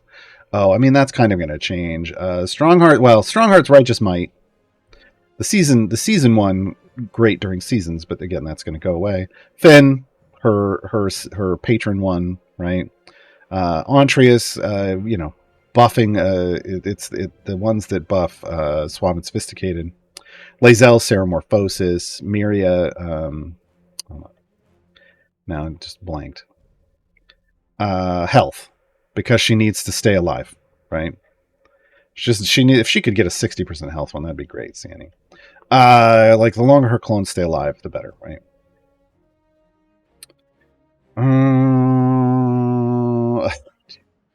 Lurking Rider, just serving up the softballs. Do you have any guides relating to any of these champions? Yeah, you can find all of my guides to all the champions in the game over on the subreddit. There you go. There's the link in chat. I have over 160 guides. I just posted a new guide this week. Speed Champions 101. And it kind of ties into the one I posted a few weeks back, Gem Farming 101, but gives you different reasons for, Speed Champions. The general reasons for Speed Champions. Including Speed Champions maybe you don't put in Gem Farms. You don't put in Gem Farms. And I also did a Patrons 101 recently as well. New Year, new guides. All right, let's go back and hit up all the general questions. Headhunterama, there are variants tied to Year X champions. Correct. Does it make sense to just wait until I have all those champions unlocked to accomplish this variant, or hope Dungeon Master pulls in someone awesome? I don't like the hoping for Dungeon Master thing, where you just restart over and over and over again. That's too frustrating for me. So yeah, I wouldn't do that ever. Any of those things where it's like, I'm just going to restart this adventure over and over until I get the exact scenario I want. I ain't got time for that. I tried it once when Dungeon Master came out, and I was so frustrated by the end that I was like, I'm never doing this again. I'm never doing this again. So yeah, I wouldn't do that personally. I would either try it with the ones you have. If you can't build a full formation, then yeah, you're just gonna have to wait. It's fine to not do a single variant for a while. I don't know that observation is correct. Unos Draconis, do you have any theories as to how healing pigments could work? Feel free to ignore if you have actual knowledge. Nobody's talked to me about that one, so I know people want it. People want healing pigments to make it so that healers heal a percent of a champion's health. That I know why people want that, but it also can't work because healing champions also temp HP shield. And that could break. Temp HP shields are the strongest healing functionality. Strongest functionality under the healing tag that exists. Self shielders or big shields, anything if it can go over like multiple times someone's health, you just never take damage, and it's how we used to have just the Ayla and Tyrell to this day are still two of the strongest tanks in the game because for a long time they could just take no damage because it just gets soaked up by the shields and their shields reapply constantly, right? And if you then added percent boosts to that, percent health based boosts to their self shields, things just get ridiculous. So we're most likely just going to see, percentage based boosts to healing, to the healing amount that a healer would heal. That makes far more sense and is far more balanced across the different types of healing. That isn't going to fix healing in this game. Nobody should look at healing pigments to fix healing. CNE just needs... Healing is fine. Everybody comes in... I don't think anybody understands this. Healing in the game is fine. It's time, folks. God, I wish I had a screen thing. It's time for back in my day. So back in my day, and this means back when the game came out. This game's been out 6.5 years. Back in my day, healers could heal very well, and they could keep you alive in a situation. Even like at your wall, healing could keep up with damage. Healing could top damage in some cases. And it was absolutely horrible. And I know that doesn't make sense to people. Why would lots of healing be horrible? So here's why lots of healing is horrible. You would be pushing along and you would get to a stage and you couldn't kill the enemies and they couldn't kill you. And your game would just sit there forever. So you could leave to work, you could fire up your computer, you'd want it to do stuff, and it would just sit there. 10 minutes after you left, it might reach a wall and not go any further, and you're not killing, so you're not even getting any gold either. Like, it's just nothing's happening for your whole day, and then you come back and realize, oh crap, it was the worst experience. It was the absolute worst experience. It was bad. It was a bad experience. So what happened? They did an entire update that the community called the Shielding, Healing, and Tanking Update, SH and T, ampersand T, update. But it changed the game so that it was your survivability that would stop you. It was your lack of survivability that would stop you and cause you to fall back. This meant healers could know they still worked at lower area levels and stuff, and for newer players, healing can function for a while. Shielding is stronger and better for stopping damage. But at some point, you're going to fall over and you're going to stop and you're going to fall back, and it's because you just can't keep surviving. And that's the idea. The idea is to fall back to a level. It's to push and then get absolutely shreked, fall back to a level where you can sustain damage and sustain survivability and farm and earn gold. Because that was a better situation than just sitting and nothing ever happening for hours. Okay. Healing and shielding still has functional, viable places in this game. There are uses for it. I love shielders in those situations. I prefer shielders in those situations where you're taking, like, your whole party's taking damage But healers, again, early on, before your tanks become super big and beefy with their health values, early on, healers are great and can help new players get through early stuff and help you push further with the correct usage of healing. There are times like in Valindra's Shadow Mantle fights where healing can come in handy, shielding arguably better still. But yeah, fixing healing isn't what people think it is. They will never create that situation where you just sit stuck forever again and nothing is happening because it was horrible. We learned this the hard way, that it was horrible. People don't understand. If you didn't have that perspective before, now you have it. We've had that game before. It was not good. It was not good. Okay, there are other ways that to create sustainability. There are problem children in this game that, you know, maybe heal too much. Like, oh, I don't know, Briv. Briv is a problem child on many levels. And people think that should be like this measure of functionality, and no, broken should never be your foundation for functionality. Broken OP. So yeah, I mean, they've talked about how they would like to change healing in the game, but the reason it's taking a while is because to figure out how to fix healing in a way that doesn't put us back to the early years that were not good. Clearly not an easy thing to come up with, right? Imaginal Disc. Zorbu seems to be more a part of Artemis formations than Miria. Why is that? Miria seems to have so many good things. Probably the buff values. I mean, it really depends on what you're trying to do. So, like, the tanking may not be needed if you're killing everything instantly, right? And sometimes people in this game just ramp up their damage to the point where they're like with an Artemis, maybe that they're just killing everything that comes out on the screen, and whether someone dies or not doesn't matter. And they're just riding that damage. They're running that damage high, right? Whereas if you're building more of a formation that does rely on like a tank actually building up their ramping abilities that are the ones based off being attacked or the number of enemies on the screen, you need survivability, in which case Miria would come in handy. So it kind of just depends on which method you're going at. But the damage version is basically you're overpowering an area and relying solely on damage. There are places in the game where that works. I know a lot of people do that, like when they're brand new players. They think, I just need all the damage. And then they get to unlocking Dragon Bait and they meet Valindra's Shadow Mantle.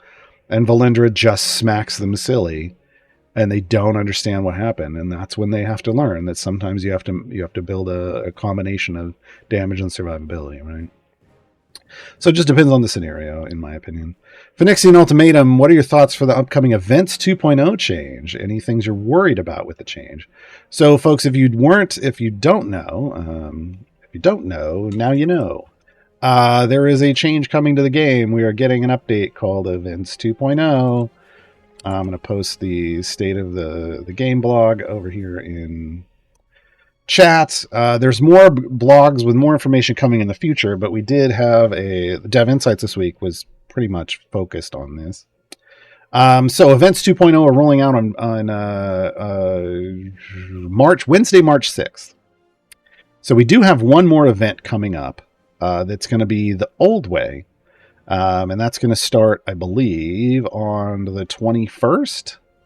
And then I guess we're going to have a kind of back-to-back events. So the current way events work is events run for 12 days. They start on a Wednesday and then end on a Monday. And they feature the 3 most recent champions. So the newest champion plus the 2 from the prior years. All of that changes in March. Events 2.0 means events now run for 21 days. They are 3 weeks long. They will still start on a Wednesday, but they will be 3 weeks long. And what happens is you have 2 featured champions in the event. And this could be like kind of what we know now, a brand new champion coming to the game. Could be one of the feature champions. And then the other would be a champion that's getting a much needed rework. Like a focused rework. With all their time and attention, just making sure that champion is solid. It sounds like that's probably what we're going to see most of the time, but maybe not all the time. Sometimes it might be 2 brand new champions coming to the game. Probably rarer to drop 2 brand new champions in the same event. Sometimes it's going to be 2 targeted reworks in an event. I would say we'll probably get more of those than 2 new champions, but probably less of those than, well, I don't know. We need more reworks in the game, and this is how they're going to deliver them, right? So, two focuses, but there are then going to be, and those will be the champions you can unlock by default in the event. Then there's going to be 3 of what they call flex slots. And flex slots will allow you to unlock any champion from the group that is in a pool for that event. Now, this will include champions that were traditionally in that event, but also champions from events that now no longer exist. Because when an event lasts now 3 weeks, that means there's fewer events in a year. So there's no longer going to be 17 events in a year. There's going to be 12. 1 a month. The event will always start on the first Wednesday of the month. Always. And last for 3 weeks. So, some of these other events that are getting removed, their champions will get spread into adjacent events or somehow. And that will create a pool of champions for this new event. And you get to pick 3 that you want. Any 3. Those 3 flex slots are your choice. Your choice. Okay. So you will be able to unlock up to 5 champions now in an event, but that event now lasts 3 weeks. Now, the flex slots aren't all available at once. Like in the first week of the event, it's the 2 featured champions and 1 flex slot. The second week of the event, another flex slot opens. So hopefully you've done all the things you want for the first 3, like done all the variants, and we'll talk about the changes to that in a moment. And then the next week, you'll have a new champion to work on. And then the third and final week, you'll have another flex slot open. You'll have a week to work on that champion. So this changes a lot, right? A couple things that are staying the same. Event tokens are still going to function the same way, 1 every 25 seconds, over 21 days, which means you're earning a lot more event tokens. But what they're doing is with event tokens is you no longer spend event tokens to do an adventure, a variant, or a free play. You no longer spend event tokens on that. Okay. So the adventure unlock, you just get to do the adventure unlock the champion, and no cost. The variants, you do the variants, you get your guaranteed gold chest, no cost. Free plays will no longer reward you with a random chest. They are just there for you to build favor now. If you want more chests than the gold chests that come from variants, you spend the tokens in the store. They're going to have new prices for gold chests, but they're also going to have silver chests in the store as well, is the word. We don't know the pricing yet. Now, here's the other thing that I'm interested in. It's no longer 3 variants and you're done. There are now tiers of challenge, of higher and higher challenges, where tier 1 is like the base tier of events as we know them, the variants and the area goals as we know them. You do those 3, you get 3 chests. Then you go to tier 2. Higher area goals. Same thing though. And you get gold chests again. Tier 3. It's going to go up through tiers. 3 or 4 tiers. I don't know what. Can't remember. I think they said 4 tiers. I think they said you can earn up to like 12 chests for a champion. I think that was what it was. Yes, up to 12 gold chests from variants per champion. So there's coming out, there's going to be 4 tiers. So you may not be able to get all the way through them if you're newer. You may get 1 or 2 tiers. People like me are going to just try to power through all 4 tiers, right? Those are only going to be available when the event comes around. So, and there's going to be unique rewards for completing tiers that have nothing to do with gold chests and that you can only get from this. Okay.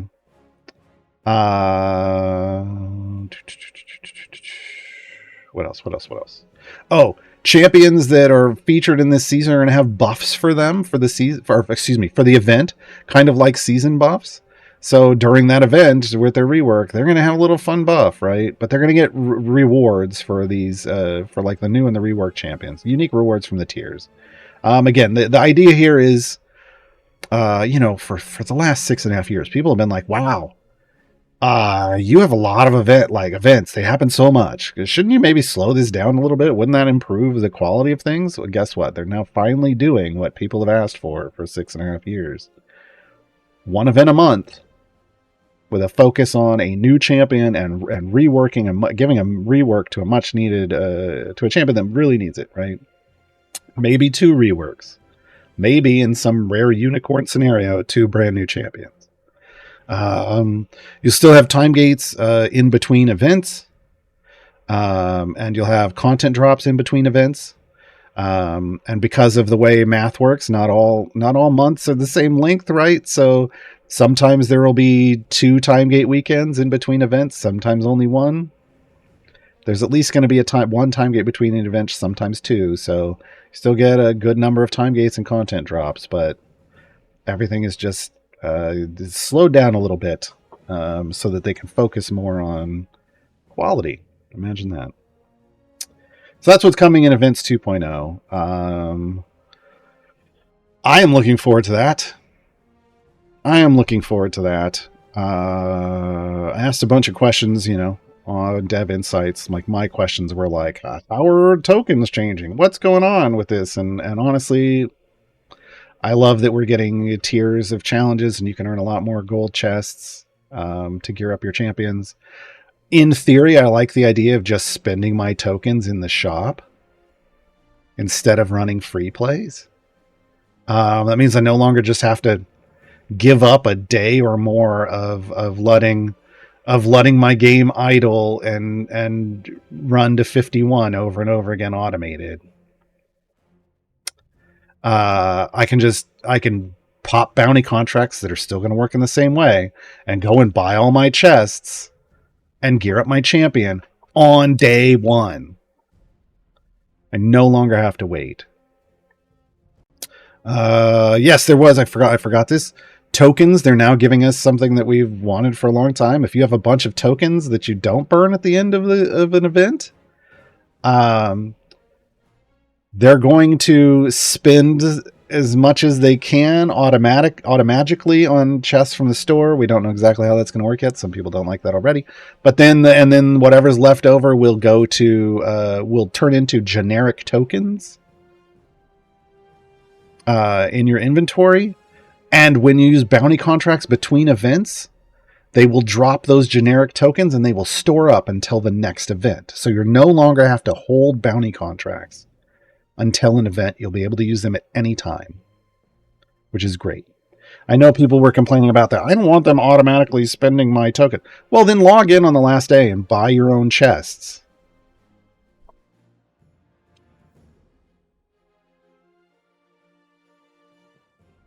Do that. And then they won't spend them automatically because you'll have spent them. Yeah, this does free up a Vin Ursa meta because Vin Ursa buffs based off using bounty contracts, which you just didn't want to do before, right? Yeah. So I don't know. I think it's all cool. Again, I think the thing that I'm waiting to see is the cost of chests, right? The cost of silver versus gold chests. And how good, and the quality of the rework on the reworked champions, right? If we're only getting 1 or 2 reworked champions a month, I want it to be solid. I want it to be solid. Yeah. So yeah. Text.et, while in the early to mid game, is there any point to focusing on a pushing team since you're constantly getting new champions, items, feats, etc.? I think when you're saying focusing on pushing team, I mean like building up item levels or something, or gear for a pushing team. Currently, rivals around my main team since they've got double item levels compared to everyone, including core champs. But I'm still missing 60 something champs, so shouldn't I raise all my champs to blues and item level 100 before picking favorite? So yeah, it sounds like when I'm early on, should I be focusing like trying to hunt down better gear like epics for targeted champions, or dumping lots of item levels into groups? I don't think so I don't think so in the early game. Or in the early game, not at all. Just use whoever's your strongest, and honestly, the champs you should be picking, in my opinion, are speed champions, because you don't need super strong champions then early on. You just need to get through the early game as quickly as possible. Speed champions are going to help you with that. Don't bother spending on feats, early on, unless it's a speed feat and it's someone you're using a lot for gem farming or something, right? Like that kind of stuff, you don't need to do that investment. As you start getting into kind of the mid game, you'll know who your solid champions are. But again, you're probably still, time gates should still be grabbing new champions, not trying to gear up old ones. You should be trying, hopefully everyone should be at full blue. Electrums can help with that, getting you to full blue, which is kind of base functionality in my opinion. And it's just patrons. I don't even recommend opening patron chests until your core and evergreen champions are full epic. So to me, you're still trying to get your core and evergreens full epic by opening just regular gold chests. Once they are, then you can start popping patron chests regularly, even while you're still doing time gates for new champions. Just trying to get those, start earning some epics for champions, right? But hunting for that isn't necessarily your responsibility, like your primary responsibility. Now, once you unlock Trials of Mount Tiamat, then like that point of the mid game, to me, that's solid mid game. That is the transition to mid game for me. Trials of Mount Tiamat, your first couple tiers, you can still be, in blue gear with a smattering of purple, but you're going to want to start figuring out what your Trials team is. And you're going to want to start trying to get them into full epic gear, specifically so you can put legendary effects on them. Because you're going to want to let that team push you all the way up to the top tiers. That's where your investment in epics is going to be. That's where your investment in legendary effects is going to be. I don't know if you should target time gates for them. I would, but patron chests might be good. Yeah. That's when you start focusing on a team, is once you're in trials and you've gotten through the early levels, which anybody can do without even really focusing super hard, and you're starting to get into the middle of trials, and you need those epics and a solid team to push you further. Honest Draconis, do feats of various tiers stack? Example, 20% health and 40% health. It's 15 and 30 and 60. But yes, and they stack multiplicatively. Generally speaking, any percentage feat is going to stack multiplicatively with other feats of its kind. They are all unique multipliers. Flat numbers are going to be additive. But percentages will be multiplicative. Textity, does the health and damage of enemies in a normal run increase the same way across all maps and campaigns? No.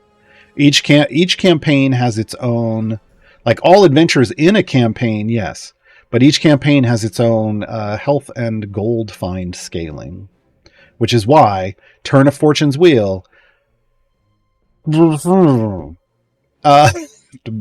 bleeping myself, it's gold find instead of scaling just does this. And so it's just super frustrating. Everything has its own multipliers. Gliding Secret, I missed the update about seasons being put on the shelf for now. Yeah, because with events coming out, that's going to be the main focus. So seasons, after this season ends, the indefinite hiatus, so that they can see if this Event 2.0 change is going to deliver what they were trying to do with seasons in terms of consistent reworks and helping you gear stuff up. And then they'll look at all the other cool rewards we were getting in seasons, like on the season track. All of this stuff, they're most likely going to try to deliver in some other way, right?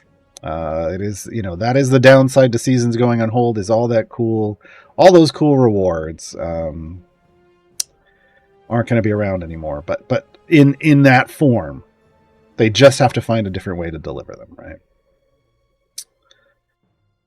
Carl, I've been away for a couple months. What's the deal with Gar and Black Viper? Nothing. Black Viper was my favorite champion in the game, thematically speaking, until Mehen came out, and then Mehen became my favorite champion in the game, thematically speaking. Black Viper's still second. I don't have any beef with Black Viper other than that she needs a rework. Had Hunterama, in past streams you talked about raising the power of your account by raising the average item level of all the champs you use. Yes, well, not even all the champs I use, just all my champions. But you can start with the ones that you use first, to like 100 or 200. Well, I mean, you gotta slowly creep. I'm trying to do that with the 10 champs I use on my speed team so they can push further before I swap them out. Not necessary. No. No. No. This is for pushing teams, not for speed teams. So here's the thing, and there may be a miscommunication somewhere along the line. Average item level floor is for pushing and for functionality and variance, right? So that if you have a same average item level, like say you get everybody their first 100 item levels on all their items, average item level 100. That's the strongest 100 item levels you can put on a champion. It's that first boost. Okay, after that, diminishing returns starts kicking in, and the further you go, the harder it kicks in. That's so that when I do a variant, or when you do a variant, when anyone does a variant, you can use all of your champions pretty much equally. They're all going to come in at a base power level and be able to perform for you to complete that variant. Speed champions is a whole other ball game, and I talk about this in my new guide. Some speed champions have item support and others don't. The only reason you raise item levels on a speed champion is if they have item support, and that item support so that you can buff their speed effect, because it makes them faster, and that earns you more gems, which then turns into gold chests, which then turns into blacksmithing contracts, and then it turns into more item levels, which then turns into more gems, right? It's a snowball effect on speed champions. Speed champions don't need damage in a gem farming scenario. Now, they might go further. And if you're using them to start off a run, like do a variant, they might go a little further. But usually what you're looking for with your speed team in terms of how long they're in is your favor in that campaign, leveling up your click damage for them to click through stuff. Or if you could drop a fire breath potion, but the speed champions tend to not necessarily be high scaling buffing or damage champions. The one that's in there that doesn't necessarily follow that mold is Briv, right? Briv is the one you want more for the later push instead of the early. But usually you're just trying to race through, ride fire breath or ride click damage in one way or another. You don't necessarily need to target them first. You target them with your item levels early on because you want to use them for gem farming, so that you're generating more blacksmithing contracts, so that you're able to dump lots of item levels on everyone. And then you focus your item levels on your pushing team. Again, for trials. So I would focus, early on, you want to focus your blacksmithing contracts on those champions that snowball your gem earning. So Briv, Humon first. Briv, at least get them to 1 jump, 20% chance 2, just so that they're consistently jumping, and you can start automated Briv jump farming. Humon to their cap, then come back to Briv. I mean, you could go into a couple others, like Sentry has a super easy cap. Throw a couple hundred item levels on Whittle. She doesn't have a cap, but she doesn't need more than a few hundred, in my opinion, to get to her max. Champions like that are easy to get some extra item levels and a solid boost on. Virgil is much higher, so you'd want to come back to Briv before you hit Virgil. Get Briv to like a 4 jump, so you can use that wasting haste feat and lock him in, and then do a Virgil. And this is to get you into a gem earning phase that's just a gem fountain, basically, when you're cycling these champions. And then you start dumping blacksmithing contracts into everybody else and raising up everything else. That is, to me, that's the most efficient way. Have you been wasting your time? No. You're getting power out of everybody. But targeting like average item level 100 first is like, I didn't even do that when I first started. I think it was probably just getting everybody up to 60. You're looking at the lowest people and just trying to get them to somewhere you can get count up all your blacksmithing contracts, divide by 6, see where you can get everybody to on an average. And then as you get more, you just try to bring everybody up by like 10 average item levels at a time. I worked my way up to where I am now. I'm at 200. I probably could start raising that, but instead I've been dumping tons of item levels into multiplicatively stacking champions with pre-stack multipliers, right? All right, I have a lot of questions here to get through. I got 11 more questions, and we only have like 5 minutes. So, lightning round. Galandil, do stuns affect the boss power-up timer? No, just their ability to hit you. Well, if you land it before the timer starts, then it slows that down. But once the timer started, the timer started. Ontholence, what reason do you think they stopped taking season feedback? Because they knew it probably wasn't going to stick around a whole lot longer. At some point, maybe they'll come back to it, but right now, no. So why continue to take feedback if you know that, right? Regis 2K, so Briv gem farm is obsolete? What? Where'd that come from? No? It's still the best gem farm in the game. Maelstrom, so they took the tiered completion system from Seasons. It seemed counter to an idle game in the game's original design. So you're talking about the quests and made it part of events? No. What? No. What we had in Seasons that sucked are these tier quests, and they're absolute garbage, right? It's do this a bunch of times for a measly little 200 XP. Absolute garbage. Instead, they gave us the ability to complete event variants again, which everybody has wanted since the dawn of Idle Champions. And they applied a challenge to it. Like, you want to do it again? Great. It's going to be more challenging.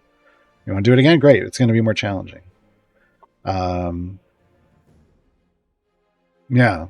So there's going to be 4 tiers. I don't know any more information than you do in that regard.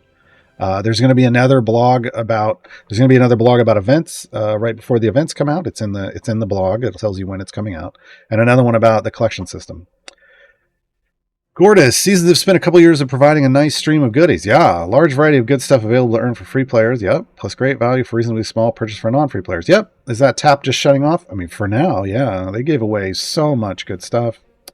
Are there indications of replacement stream of goodies? I mean, there's some in Events 2.0. I mean, you say it doesn't seem to be it, but they've said you're getting more gold chests for these targeted champions.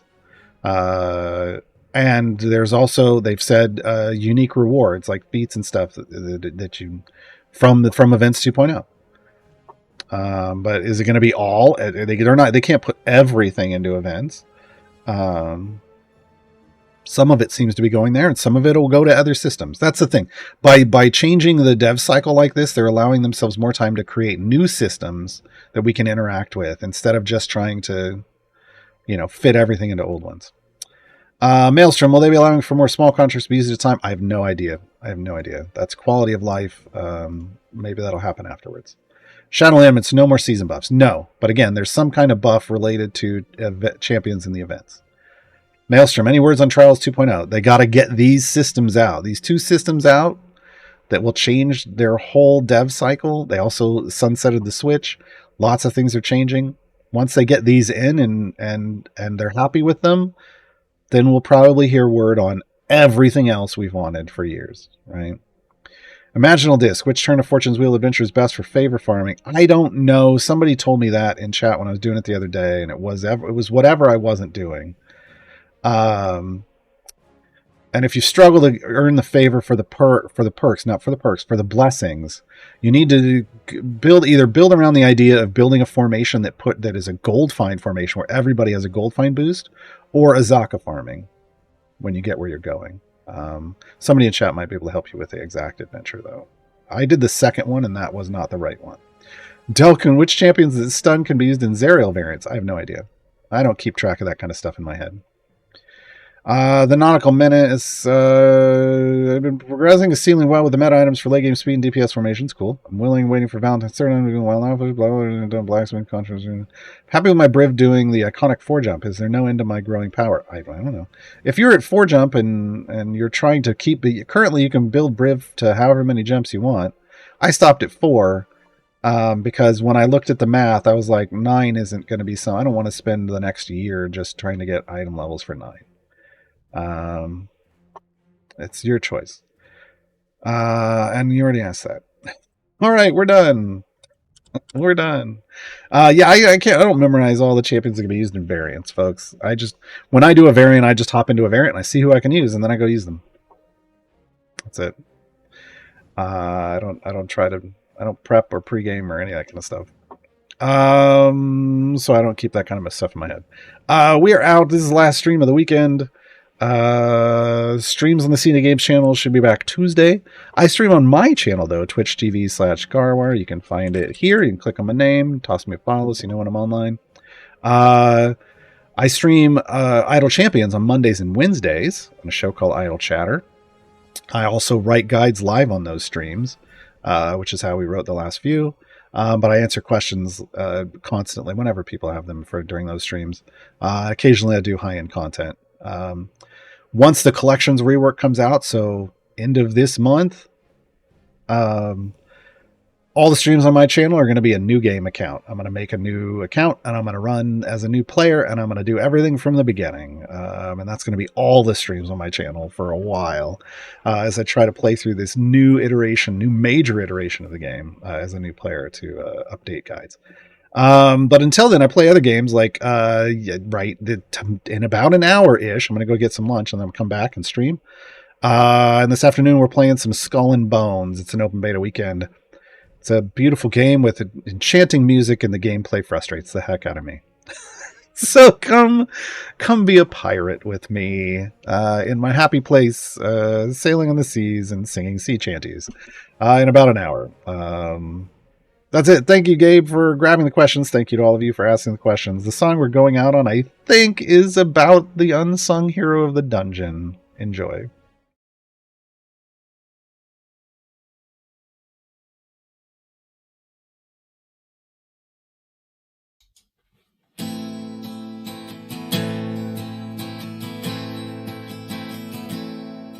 Do you ever wonder why this dungeon floor so clean? Who maintains this place, keeping it all pristine? There's no debris in here, you can sneak without a care. Only clean, shining stone and treasure everywhere. The rogue sees something shining, takes off down the hall, and suddenly he stops like he's running to a wall. Gelatinous cube, gelatinous cube, unsung hero of the dungeon and exterminator of the noobs. Gelatinous cube.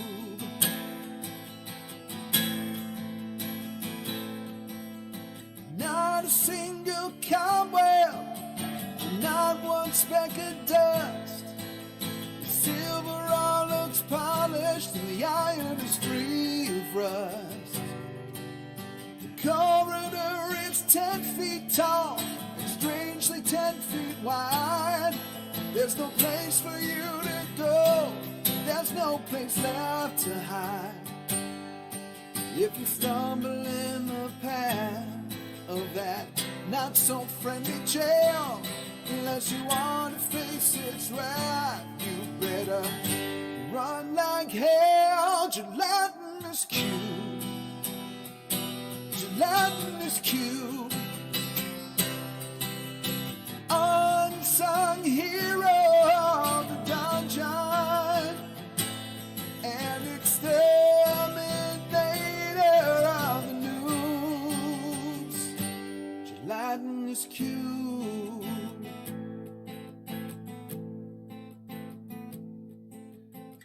You ever wonder what it's like to find a death so slow? As you're sinking into its hungry depths you go. Your body is engulfed, drowning in the slime. Its acid eats away at you, dissolving you over time. Gelatinous cube, gelatinous cube,